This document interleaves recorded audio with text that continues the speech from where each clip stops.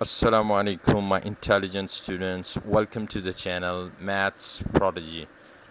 Channel के start में आपको एक पाई चार्ट नज़र आएगा. It is just the information कि which page has how many questions number, and if you are looking or seeking for a specific question, you can go directly to that question. तो let's start the video. जी students, एक दफ़ा फिर हाजिर हैं. As sure कि आपको idea होगा कि पेपर 2 है. इसका वेरिएंट 22 है, 580 कोड है, नवंबर सीरीज़ का और 2016 का. अच्छा, इसमें आपने अपनी इंफॉर्मेशन लिखनी है, candidate name, centre number, candidate number. तो चलते हैं क्वेश्चन नंबर 1 की तरफ. क्वेश्चन नंबर 1 है, write 14,835 correct to the nearest 1000. अच्छा, नियरेस्ट 1000 से मुराद ये है कि ये वंस है, ये टेंस है, ये 100 है और ये 1000 है. तो 1000 डिजिट आपको पता है, इसमें नंबर 4 वाला है, ये दैट्स अ 1000 डिजिट.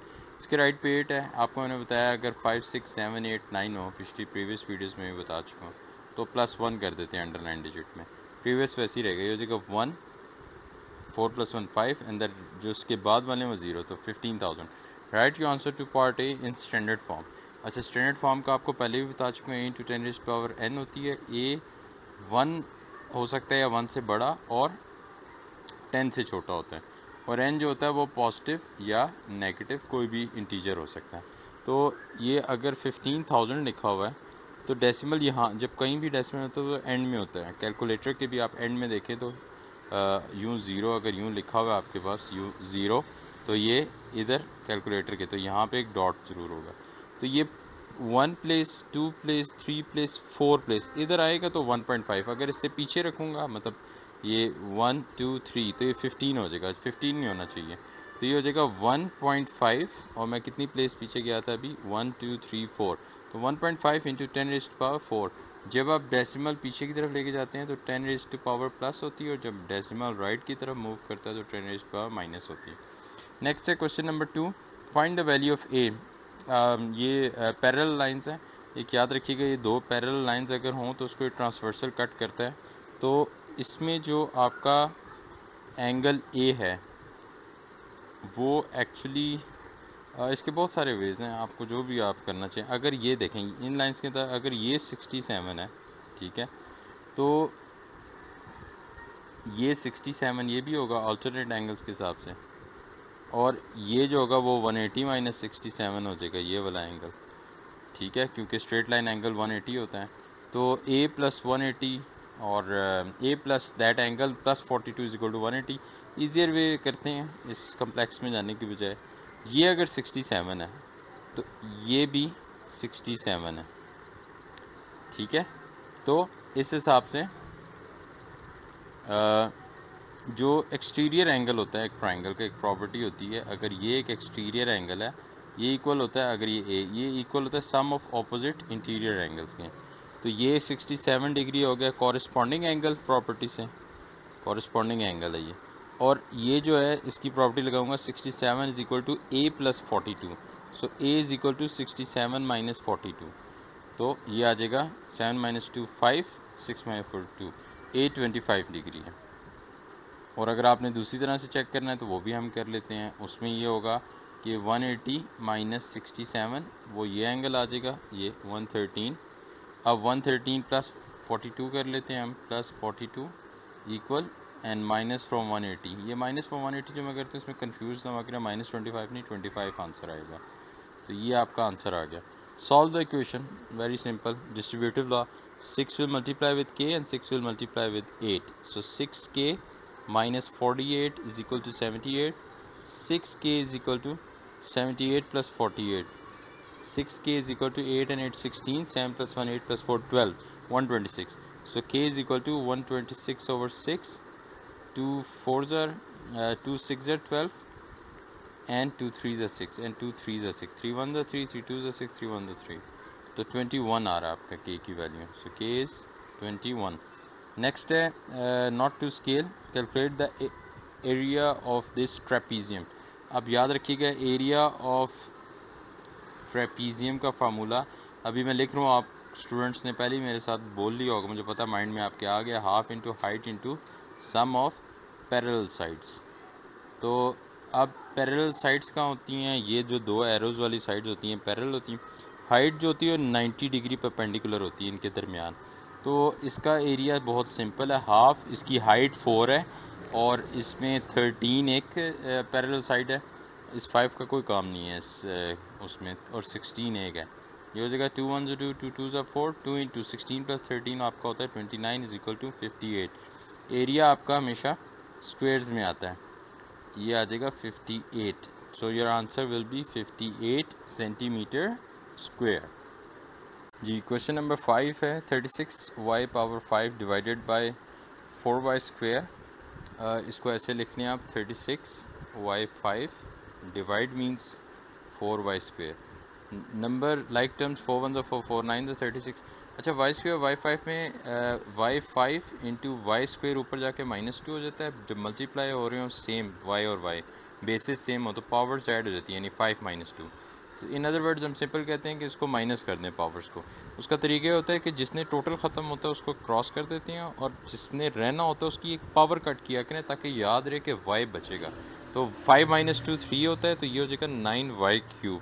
नेक्स्ट है the sides of a square are 8 centimetre correct to the nearest centimetre, calculate the upper bound for the area of the square. अच्छा, अब आपको याद होगा पिछली वीडियोस में बता चुका हूँ कि नियरेस्ट सेंटीमीटर मींस जो अगर नियरेस्ट सेंटीमीटर है यानी 1 सेंटीमीटर, हमेशा पहले 2 पे डिवाइड करते हैं। 0.5 ये प्लस माइनस, तो plus for upper and minus for lower. इधर इसने कहा कि अपर बाउंड का यूज़ करके एरिया करना है, तो इस दर अपर बाउंड मेरे पास आ जाएगी। Upper bound is equal two plus 0.5 है, तो मेरे पास लेंथ आ जाएगी, जो अपर लेंथ आ जाएगी वो 8 + 0.5 इज इक्वल टू 8.5 है। तो एरिया ऑफ स्क्वायर होता है is equal to L square is equal to 8.5 का स्क्वायर। तो अभी देख लेते हैं 8.5 का स्क्वायर क्या आता है। 8.5 स्क्वायर 72.25 है। सो your answer is 72.25 centimetre square. Find the positive integers that satisfy the inequality t + 2 is greater than 3t - 6। t + 2 is greater than 3t - 6 है। लाइक टर्म्स के लिए t को वहाँ ले जाता हूँ, -6 को यहाँ ले जाता हूँ। ये हो जाएगा या एक ही बात है, आप इसको 3t को यहाँ ले आएँ और 2 को वहाँ ले जाएँ, एक ही बात है। ये हो जाएगा t - 3t is greater than -6 - 2। t - 3t हो जाएगा -2t is greater than 2t। वैसे एक वर्ड ऐसे पंजाबी में हम कहते हैं टूटी। यार ये टूटी खोली भाई, ये वो वाला 2t है। -2t is greater than -8। अच्छा, अब आपने दोनों तरफ -2 से डिवाइड करना है। जब रिमेंबर बताने की ज़रूरत नहीं, माशाल्लाह आप शार्प एंड इंटेलिजेंट स्टूडेंट्स हैं, और आपको आइडिया होगा कि जब हम नेगेटिव से वैल्यू से मल्टीप्लाई या डिवाइड करते हैं तो इनइक्वालिटी का साइन चेंज हो जाता है। ये हो जाएगा t इज़ लेस दैन 4। तो पॉजिटिव इंटीजर्स के लिए करना है, तो हमारे पास आंसर आ जाएगा लेस दैन 4 आता है 1 2 3। तो इसके आंसर आते हैं 1 2 3। अच्छा, अब नेक्स्ट उसमें जाते हैं solve the simultaneous equations, you must show all your working. अच्छा, प्रीवियस वीडियो में इस तरह का क्वेश्चन आया था, वो मैंने आपको सब्स्टिट्यूशन मेथड से कराया था। आज मेरी कोशिश है आपको एलिमिनेशन मेथड से करवाऊँ। ये देखें, ये क्वेश्चन ए कर दें, इसको क्वेश्चन बी कर दें। फर्स्ट स्टेप ये होना चाहिए, half x + y is equal to 8 है। ये हाफ को ख़त्म कर लेते हैं, या नहीं भी ख़त्म करते। इसमें देखें जो ऑपोजिट साइन होते हैं, y के कोफिशेंट्स के ऑपोजिट साइन है, प्लस और माइनस है, इसको चूज़ कर लें आप। तो आपको इतना पता है कि अगर मैं इस y को 2y बना दूं तो 2y - 2y कैंसिल आउट हो जाएगा। वो कैसे बनेगा? वो ऐसे बनेगा कि आप इक्वेशन a को 2 से मल्टीप्लाई करेंगे और प्लस कर देंगे इक्वेशन b में। अच्छा, इसको करते कैसे हैं? ये ऐसे होगा, half x into 2 plus Y into 2 is equal to 8 into 2। ये हो जाएगा x + 2y is equal to 16। ये इक्वेशन बन गई। अब इसमें ऐड कर दूंगा मैं इक्वेशन b, तो x - 2y is equal to 2। अब इसको ऐड करें तो साइंस नहीं चेंज होती, ये कैंसिल आउट हो गया, plus minus minus 2y - 2y, x + x 2x आ गया, 16 + 2 18, x is equal to 18/2। So x is equal to 9, x हमारा 9 आ गया। इसको आप किसी भी इक्वेशन में पुट कर दें, इक्वेशन बी में पुट कर लेते हैं हम, वो हो जाएगी 9 - 2y is equal to 2 so -2y is equal to 2 - 9, -2y is equal to -7, ये कट गया, y इज़ इक्वल टू 7/2, तो y इज़ इक्वल टू 3.5। अभी आपने अगर अपने आंसर्स को चेक करना है तो किसी भी क्वेश्चन में पुट कर लेते हैं। x है हमारा 9 और y हमारा 3.5, सो 3.5 टाइम्स 2 7 आ रहा है, 9 - 7 इक्वल्स 2 आता है, which is equal to right hand side, so your answer is correct. Question number 9 है, from the top of a building 300 metres high the angle of depression of a car C is 52। ये वो वाली depression है जो बंदे को हो जाती है, वैसे वो भी डिप्रेशन बंदे को टॉप से बॉटम पे ले जाती है। तो याद रखिएगा कि एंगल ऑफ डिप्रेशन नीचे की तरफ होता है ये, और एंगल ऑफ एलिवेशन ये ऊपर की तरफ होता है। ये डिप्रेशन है और ये एलिवेशन है जो आपको एलिवेट कर देता है। अच्छा, अब हमने देखना है कि ये टॉप बिल्डिंग से एंगल ऑफ डिप्रेशन ये 52 डिग्री है। अच्छा, अगर ये 52 डिग्री है तो आपको पता है ये दोनों पैरेलल लाइंस हैं आपस में एक दूसरे के, ये और ये दो पैरेलल लाइंस हो, एक ट्रांसवर्सल हो। अगर ये 52 है तो ये भी 52 होगा अल्टरनेट एंगल्स के हिसाब से, तो ये भी 52 आ रहा है हमारे पास, ये भी 52 डिग्री है। अब triangle, right angle triangle already दी है, ट्रिग्नोमेट्रिक रेशियो निकाल लेते हैं। एंगल के साथ वाली बेस होती है, उसके ऑपोजिट परपेंडिकुलर होता है। अच्छा, अब वो कह रहे हैं calculate the horizontal distance from the car ये to the base of the building, ये बेस है बिल्डिंग की, तो इसके दरमियान डिस्टेंस मैंने फाइंड करना है। तो मुझे बेस डिस्टेंस चाहिए, तो मैं 10 यूज़ करूँगा। मेरे पास आ जाएगा 10 थीटा होता है perpendicular over base, 10 52 degree theta is equal to perpendicular है 300 ओवर बेस है, लेंथ कर लेते हैं। हमने डिस्टेंस फाइंड करना है, इसको डिस्टेंस कह देते हैं। ये उधर चला जाएगा, ये इधर आ जाएगा, d is equal to 300 over 1052। देख लेते हैं कितना है, 300 डिवाइड 52 का 10 इक्वल्स 234.38। इसको 3 सिग्निफिकेंट फिगर्स तक करें तो 234 आंसर आता है। So the final answer is 234 equals 234 metres. आगे, length of a backpack of capacity 30 litre is 53 centimetre. Calculate the length of a mathematically similar backpack of capacity 20 litres. अच्छा जी, अब ये देख लेते हैं 20 लीटर्स का बैकपैक है। लीटर्स है, वॉल्यूम 1 है 30 लीटर्स और उसकी लेंथ है 53 सेंटीमीटर। वॉल्यूम 2 हमारे पास है 20 लीटर्स और उसकी लेंथ है हमारे पास x। फार्मूला होता है v1 over v2 is equal to l1 over l2 का होल क्यूब। v1 हमारे पास है 30 ओवर 20, लीटर से कट जाएगा, लेंथ 1 है 53 ओवर x का whole cube. To finish the cube will take the cube root, ये तो कट जाएगा, तो 30 ओवर 20 का क्यूब रूट ले लेते हैं, वो देखते हैं क्या आता है। 30 डिवाइड 20 1.5 होता है वैसे, ये देखें, और इसका क्यूब रूट लेते हैं तो 1.144, ये वैल्यू इधर आएगी, तो ये आ जाएगा 1.144 is equal to 53 over x उधर चला जाएगा और 1.44 ये पूरी वैल्यू इधर आ जाएगी। सो 53 डिवाइड बाई 1.144, तो इसको अब मैं फाइंड कर लेता हूँ कि 53 डिवाइडेड बाई 1.5 का क्यूब रूट था इक्वल्स 46.299। 3 सिग्निफिकेंट फिगर्स तक करेक्ट करूँगा तो ये आंसर मेरे पास आ जाएगा 46.29, तो ये 46.3 आ जाएगा आंसर, 46.3 सेंटीमीटर। क्वेश्चन नंबर 11 है, using compasses and a straight edge only construct the bisector of angle BAC। अच्छा, BAC का बाइसेक्टर का मतलब है कि जो एंगल BAC को बाइसेक्ट करेगा, हाफ करेगा। अच्छा, इसका ये तरीका ये होता है कि आप अपना कंपास में उसमें पेंसिल लगाएं, ठीक है, शार्प होनी चाहिए आपकी पेंसिल, जो उसका कंपास का शार्प एज है वो आपने A पे रखना है यहाँ पर, और आपने एक आर्क लगा देनी है ऐसे, एंगल एक, ये ऐसे में आपने एक एंगल बनाया है। ये आपको क्लियर हो गया कि आपने लगा दिया एक एज, एंगल एक तरह का मुहैया करिए जो कर लिया जो कि BAC है। अब आपने अपने कंपास का शार्प एज यहाँ पे रखना है और एक सामने एक कट लगाना है, फिर आपने इसको कंपस को खोलना बंद नहीं करना, यानी जो उसका ये एक्चुअली कंपस जब आप ओपन करते हैं पेंसिल के साथ, यानी यूँ आपकी कंपस होती है, तो ये इधर आपकी बल्कि यहाँ पर आपकी पेंसिल भी होती है। तो ये जो आपका शार्प एज है, ये और इसके दरमियान का जो डिस्टेंस है, ये एक्चुअली रेडियस होता है, क्योंकि अगर आप इसको मैं टर्न करके एक दायरा लगाऊंगा तो एक्चुअली वो रेडियस है उसका। तो ये आपने ध्यान रखना है कि इसको ओपन क्लोज नहीं करना। अब आपने उस कंपास का शार्प एज इधर रखना है, यहाँ पे इस पॉइंट पे, और पहले वाले को बाइसेक्ट कर देना है तकरीबन इधर पे बाइसेक्ट हो जाएगा।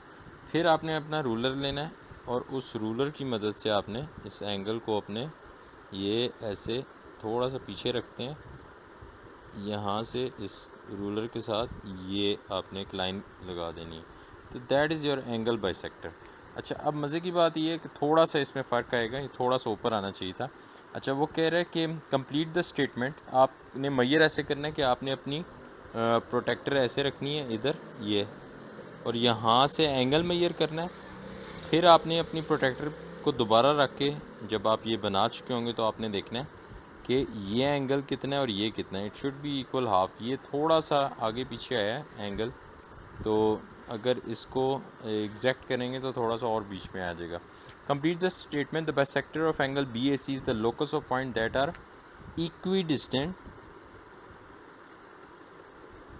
फ्रॉम, किस दो लाइंस के बीच में एंगल था, ए सी एंड बी सी। ये जो लोकस होता है इसका ये होता है कि कोई भी आप पॉइंट लें, वो ये डिस्टेंस और ये डिस्टेंस ये तकरीबन इक्वल आता है। तो अभी तो ये थोड़ा सा इक्वल नहीं बना, एक ऐसे एज आना चाहिए था, यहाँ पर रख के एक ऐसे आना चाहिए था, और यहाँ पर रख के तकरीबन ऐसे आना चाहिए था। तो अभी इसको थोड़ा सा हम थोड़ा सा ऊपर कर लेते हैं। देखें ये मेरे पास कंपास, जब आप अपनी कंपास से बनाएंगे बिल्कुल एग्जैक्ट आएगा आप लोगों का, क्योंकि वे समझ आना चाहिए, वे आपका ठीक होना चाहिए एंगल को बनाने के लिए, तो वो उसमें गलती ना हो, बाकी खैर है। तो ये है। अब आप देखें कि ये अगर आप पॉइंट लेते हैं और ये अगर आप पॉइंट, ये इक्वी डिस्टेंट हैं एक दूसरे से, तो जब भी आप एंगल बाइसेक्टर बनाते हैं तो वो लाइन बाकी दो से इक्वी डिस्टेंट पे होती है। अच्छा, अब नेक्स्ट है जी, रॉल्फ एंड सूजी शेयर $57 इन द रेशो 2:1। तो टोटल पार्ट्स इसकी रेशो है, टोटल पार्ट्स हो जाएंगे इसके, रेशो थी 2:1, तो टोटल पार्ट्स आ जाएंगे 2 + 1 = 3। 3 पार्ट्स में 57 शेयर हुआ है।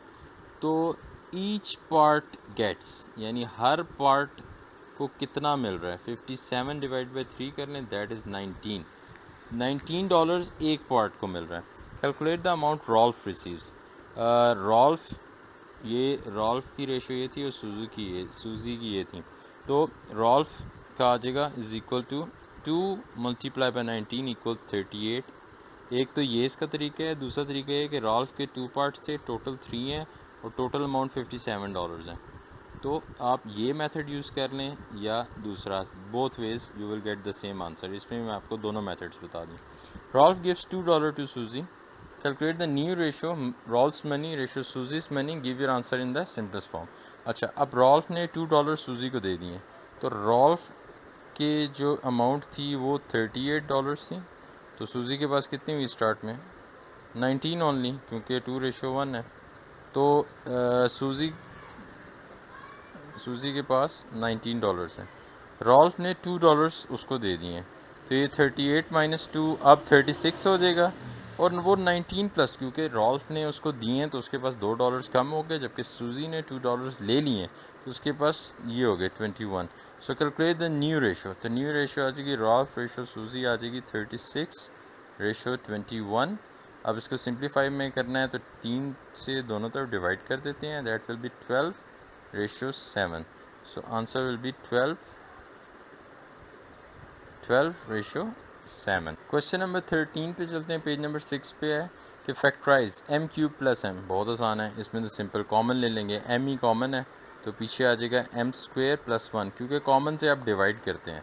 तो जब आप m³ को m से डिवाइड करेंगे पूरा कट के 1 रह जाएगा, और m को m से डिवाइड करेंगे। कुछ स्टूडेंट कहते हैं m डिवाइड m 0 होता है, वेरी रॉन्ग, 1 होता है। तो फाइनल आंसर बनेगा m स्क्वेयर प्लस 1। नेक्स्ट है 25 माइनस 5 स्क्वेयर। इस पे थर्ड आइडेंटिटी लगेगी, a square minus b square वाली। एम्प्टी ब्रैकेट्स डालें। 25 किसका स्क्वायर 25 होता है, 5 का। यहाँ 5 लिखें, किसका स्क्वायर y स्क्वायर होता है, y का। तो ये आ जाएगा 5 plus y and 5 minus y. तो पहले का आंसर आता है m into M square plus 1, दूसरे का आंसर आ रहा है 5 plus y and 5 minus y. Next है X square plus 3x minus 28। Mid term break तो आपको आती है, इसके फैक्टर्स देख लें, माइनस 28 और 1। तो 7 4 से 28 होता है और 7 माइनस 4 3 होता है। इसको हम सीजर्स मेथड से करते हैं। x इंटू एक्स स्क्वेयर हो जाएगा हमारे पास। 28 के लिए 7 4 से 28 होता है। अब सीजर्स अप्लाई कर देते हैं, क्रॉस मल्टीप्लाई, ये सीजर्स आ गई, इस पर अप्लाई कर देते हैं। एक ये आ गई और एक ये आ गई। तो ये हो जाएगा 7x and 4 into x 4x। 7x plus 4x 11x होता है, मैंने माइनस करना है और मुझे प्लस 3 चाहिए, तो इसलिए मैं इसके साथ माइनस डालूँगा। ये -4 हो जाएगा, 7 इंटू -4 -28।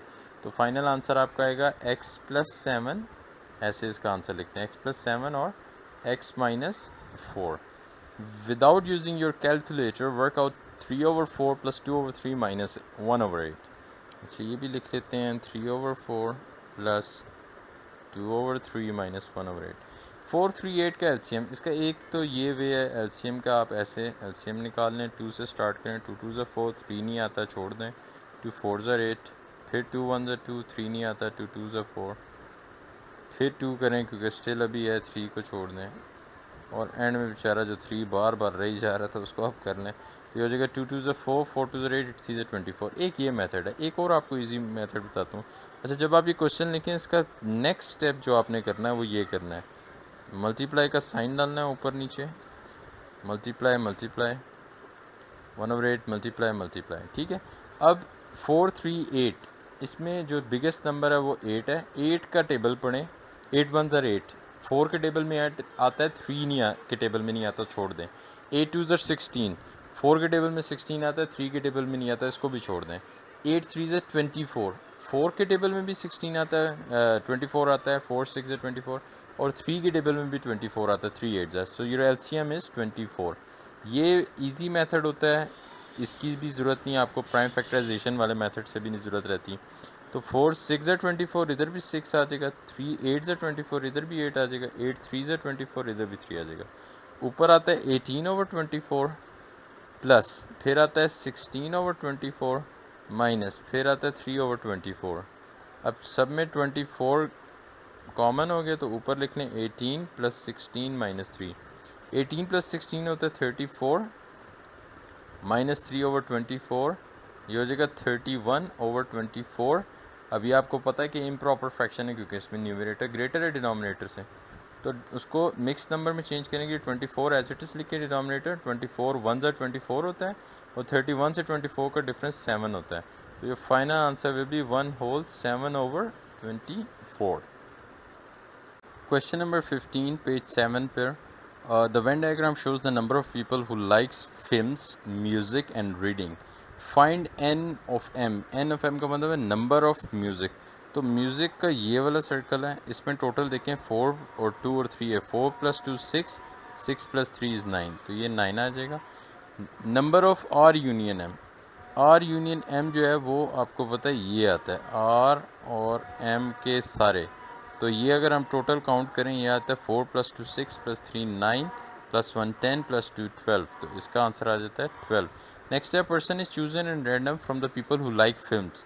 अब पहले तो मैं ये देखूंगा फिल्म्स कितने लोगों को पसंद है। ये फिल्म का जो हमारे पास आता है वो फिल्म की जो लाइकनेस है वो ये है सारी।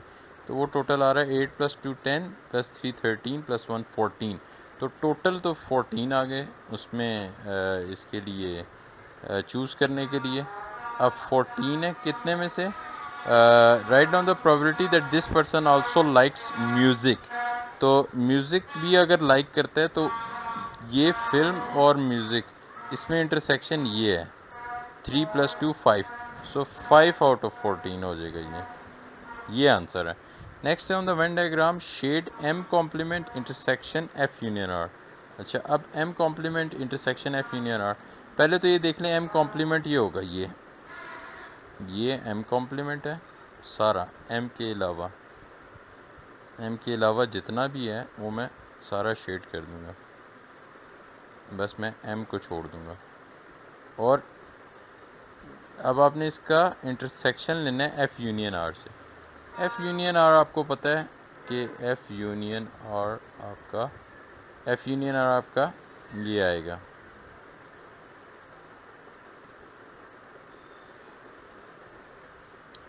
इसको थोड़ा सा बेहतर बना लेते हैं, और ये एक आ रहा है। अच्छा, आपका जो एफ यूनियन आर आ रहा है उसको अगर मैंने शेड करना हो तो पहले इसमें हम लिख लेते हैं, ये एफ है, ये एम है और ये आर है। तो इसका अगर मैं यूनियन लूँ तो उसमें ये एफ पूरा आ जाएगा और आपका आर पूरा आ जाएगा। अब इन दोनों में कॉमन क्या है?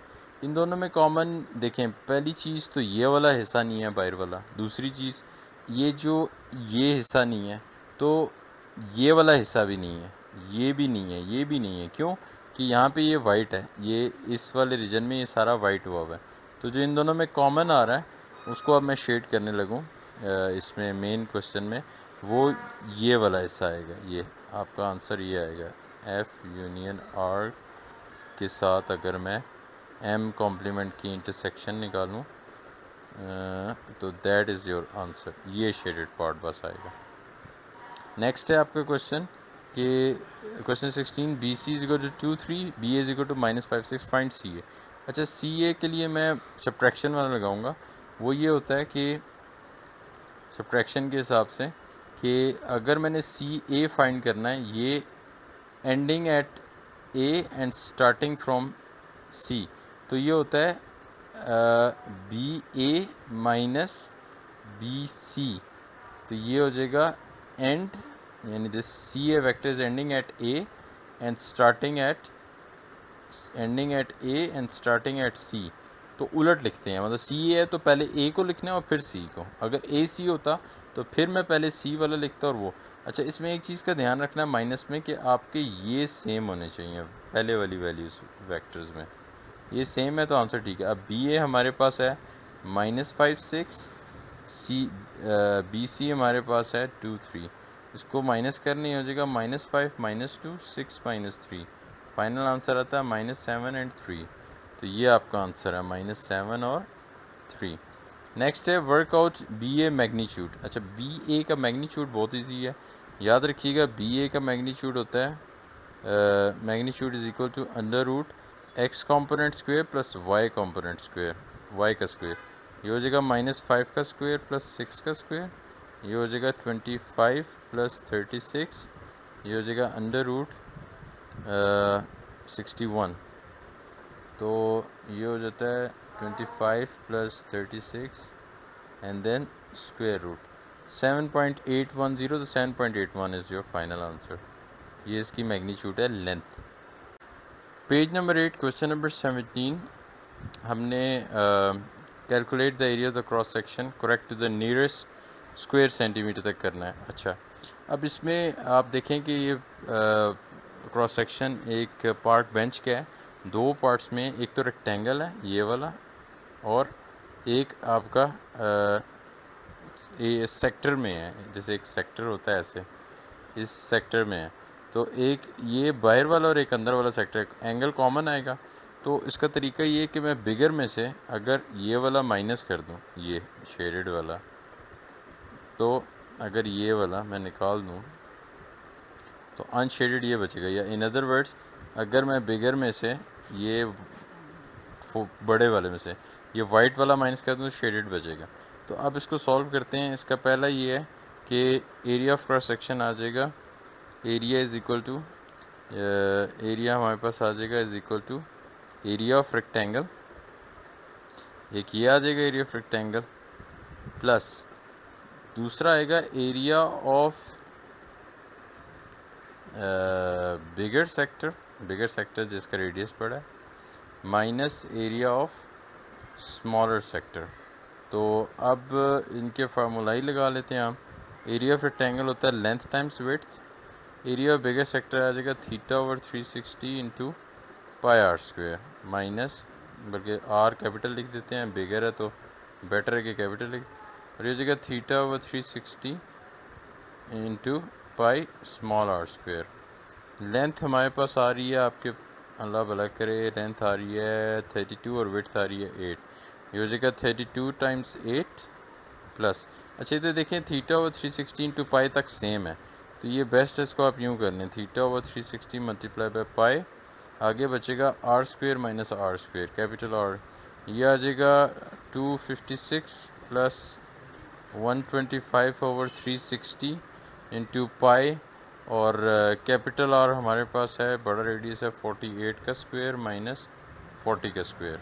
अब इसको कैलकुलेटर पे सॉल्व कर लेते हैं, ये आ जाएगा 48 स्क्वायर माइनस 40 का स्क्वायर इक्वल 704, ठीक है, multiply by pi multiply by 125 divided by 360 equals 767.944 and plus 256, ये आ रहा है 1023.94, तो फाइनल आंसर आ रहा है 1023.94 सेंटीमीटर स्क्वायर।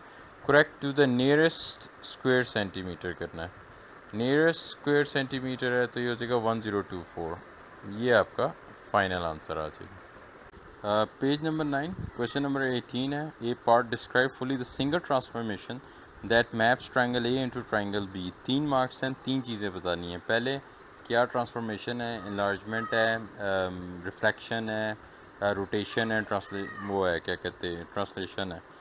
सेकंड सेंटर बताना है उसके अकॉर्डिंगली। थर्ड आपने अगर तो इनलार्जमेंट है स्केल फैक्टर, और अगर रिफ्लेक्शन है तो लाइन बतानी है उसकी। अच्छा अभी ये फिगर को आप देखें, ए बी से, ए और बी सेम साइज़ है, सेम है, इसमें ना टर्न हो रही है ना ट्विस्ट हो रही है, और छोटी हो रही है। छोटा या बड़ा होना ये इनलार्जमेंट में ही आता है। अच्छा अब इसका तरीका है, कोई से भी 2 पॉइंट्स आप ले लें इसके, ये मैं ले लेता हूँ 2 पॉइंट्स, ये थोड़ा सा एग्जैक्ट लाइंस आनी चाहिए, ये आप यहाँ से ये लाइन ड्रॉ करें इसकी, और अब आपने इसकी लाइन ड्रॉ करनी है, ये 2 पॉइंट्स जो ऑब्जेक्ट और इमेज बन रहा है,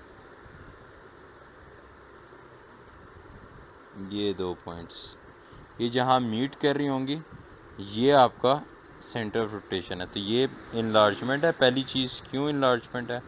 क्योंकि सेम ओरिएंटेशन थी और फिगर छोटी हो गई है, तो इनलार्जमेंट हो रही है। इसका 1 मार्क ये आपको मिल जाएगा। सेंटर इसका आ रहा है, इसके कोऑर्डिनेट आ रहे हैं -1 और 3, एक्स का -1 है और वाई का 3, पहले एक्स का हमेशा लिखा जाता है, -1 3। और स्केल फैक्टर, स्केल फैक्टर जो आपका होता है वो होता है, अब अगर आप गौर से देखें, जो ऑब्जेक्ट है वो 2 यूनिट्स है, और जो इमेज है वो 1 यूनिट है, तो इसका आ जाएगा इमेज ओवर ऑब्जेक्ट 1/2। तो इसका आप लिखेंगे स्केल फैक्टर इक्वल्स 1/2। तो ये 3 मार्क्स हो गए। नेक्स्ट वो कह रहे हैं draw the image of triangle A after the transformation represented by 1 0 0 -1। वैसे तो ये रिफ्लेक्शन का होता है मैट्रिसेस, लेकिन अगर आपने इसको एक इजी वे आपको बता देता हूँ, ये आपको समझ आ गया होगा। इसका एक इजी वे बता देता हूँ, वो ये होता है कि आप इसके पॉइंट्स ले लें ए के। ए के ये पॉइंट कोऑर्डिनेट आ रहा है एक्स का 3 वाई का 1, नेक्स्ट आपका आ रहा है एक्स का 5 वाई का 1, फिर आ रहा है एक्स का 5 और वाई का 5। तो इसको आप एज अ मैट्रिक्स लिखें, ये आ जाता है आपका 3 1, ये आ जाता है 5 1 और ये आ जाता है 5 5।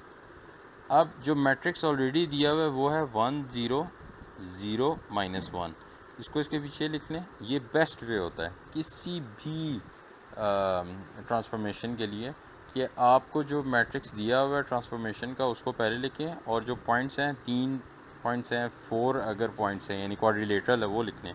अब आपको पता है रो इंटू कॉलम होता है, तो ये हो जाएगा 1 × 0 + 3 1 × 3 प्लस 0 इंटू 1, फिर आ जाएगा 1 इंटू 5 प्लस 0 इंटू 1, क्योंकि first row into second column, फिर आ जाएगा 1 इंटू 5 प्लस 0 इंटू 5, फिर आ जाएगा 0 into 3 plus minus yes minus 1 into 1, फिर आ जाएगा 0 इंटू 5 प्लस माइनस 1 इंटू 1, फिर आ जाएगा 0 इंटू 5 प्लस माइनस 1 इंटू 5, ये आ जाएगा 3 1 3 plus 0 by 1 0, 3 plus 0 5, 5 plus 0 5 plus 0 0 plus minus minus 1, 0 plus minus minus 1, 0 plus minus minus 5, तो ये फाइनल आपके पास आ रहा है 3 0 5 माइनस 1 5 माइनस 5, ये आपके पॉइंट्स आ गए। पहला आ रहा है पॉइंट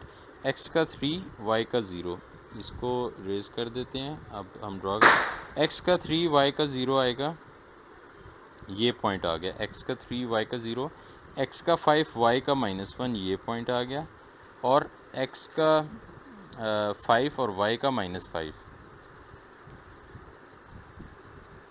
5 माइनस 1 आ रहा है 3 1, ये कुछ गड़बड़ की है हमने, क्योंकि ये 0 माइनस 1 माइनस 1 होता है, तो पहला पॉइंट हमारा गलत आ रहा है। देखें अभी मुझे कहाँ से पता चला कि यहाँ पे थोड़ी गड़बड़ हुई है, क्योंकि ये कोई भी पॉइंट हो उसमें एक ही लाइन पे आना चाहिए।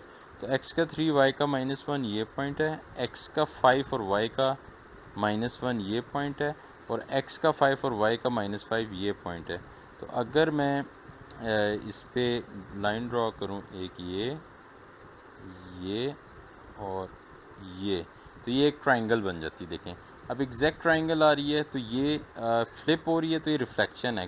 क्या रिफ्लेक्शन है? ये reflection in the line, reflection in X axis है। तो ये हमने इसका इमेज ड्रॉ कर लिया। Moving on to page number 10, question number 19, find the inverse of this.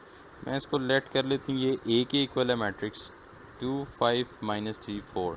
आपको पता है कि ए का इन्वर्स होता है is equal to 1 over determinant of A multiply by adjoint of A. तो इसमें आ जाएगा, अब पहले मैं डिटर्मिनेंट ऑफ ए निकाल लेता हूँ। आप पहले वीडियोस में भी बता चुका हूँ, डिटर्मिनेंट ये होता है कि सिंपली इसको क्रॉस मल्टीप्लाई करते हैं, मींस 2 इंटू 4, बीच में माइनस ऑपरेशन का आएगा, और 5 इंटू माइनस 3, ये आ जाएगा 8 माइनस माइनस प्लस 5 से 15, 23 इज़ नॉट इक्वल टू 0। अगर 0 ना हो तो फिर उसका इन्वर्स एग्जिस्ट करता है, तो इसका एग्जिस्ट करता है। एक ही आ गया। अब मुझे एडजॉइंट ऑफ ए चाहिए। एडजॉइंट ऑफ ए होता है सिंपली आपने ए की मैट्रिसेस की ये दो को इंटरचेंज कर देना है और बाकी दो के साइन, तो ये हो जाएगा -4 2 और +3 क्योंकि वो -3 था, और -5, ये एडजॉइंट ऑफ ए। तो ए इनवर्स हो जाएगा इज इक्वल टू 1/23 इंटू -4 -5 3 2। तो ये आपका आंसर है 1/23 -4 3 -5 एंड 2। नेक्स्ट है the matrix does not have an inverse, calculate the value of W। इसका इन्वर्स नहीं है। अब मैं आपको बता चुका हूँ कि अगर मैं इसको A के इक्वल लेता हूँ, W4 -9 W -12, अगर इसका इन्वर्स नहीं है तो डिटर्मिनेंट ऑफ ए 0 होना चाहिए, क्योंकि 0 नहीं होता तो इन्वर्स होता है। तो इसका डिटर्मिनेंट निकाल लेते हैं, ये हो जाएगा W4 -9 एंड W -12। इसका डिटर्मिनेंट आएगा W into W -12, cross multiply होते हैं, -9 इंटू 4, ये हो जाएगा W² -12W -+36। तो ये आ जाएगा W² -12W +36 = 0। क्वाड्रेटिक इक्वेशन हैं लेकिन परफेक्ट स्क्वेयर्स हैं, तो हम फर्स्ट या सेकेंड आइडेंटिटी, क्योंकि बीच में माइनस है, वो होती है A² -2AB + B का स्क्वायर। ये ट्राई करते हैं, मस्त नहीं है क्या है, इधर W आएगा, इधर भी W आएगा, इधर 6 आएगा, इधर भी 6 आएगा, 2 6 12 बन रहा है, एग्जैक्टली बन रहा है। 6 का स्क्वायर 36 भी बन रहा है। तो A² -2AB + B² होता है A - B का होल स्क्वायर = 0। दोनों तरफ स्क्वायर रूट ले लें, तो मेरे पास आता है W - 6 = 0, W = 6। तो इसका ये आंसर 6 आता है। पेज नंबर 11, क्वेश्चन नंबर 20 है कि पॉइंट A हैज़ कोऑर्डिनेट्स 3 6। तो B की हो जाएगा x का 7 है और y का 1 है। तो पहले 7 लिखते हैं फिर 1। ये आगे सेकंड है find the gradient of the line A B. तो ये ए बी की लाइन ड्रॉ कर लेते हैं हम। ये लाइन आ गई ए बी हमारे पास। अब ए बी की जो लाइन है इसका ग्रेडियंट निकालना है। तो ग्रेडियंट याद रखिएगा, मैं इसका ये वर्टिकल डिस्टेंस निकालूंगा और इसका मैं ये हॉरिजॉन्टल निकालूंगा। अगर मैं ऊपर से नीचे आ रहा हूँ तो मैं काउंट करूँगा 1 2 3 4 5, तो ये -5 हो जाएगा। और अगर मैं राइट साइड पे जा रहा हूँ तो 1 2 3 4 पॉजिटिव रहता है। तो ग्रेडियंट हमारा होता है राइज ओवर रन, तो ये हो जाएगा इज इक्वल टू -5/4। तो आंसर इज -5/4 और -1/1/4। अच्छा, अब ग्रेडियंट पे एक याद रखिएगा कि वो कह रहा है कि next part find the equation of the line that is perpendicular to the line A B. अच्छा,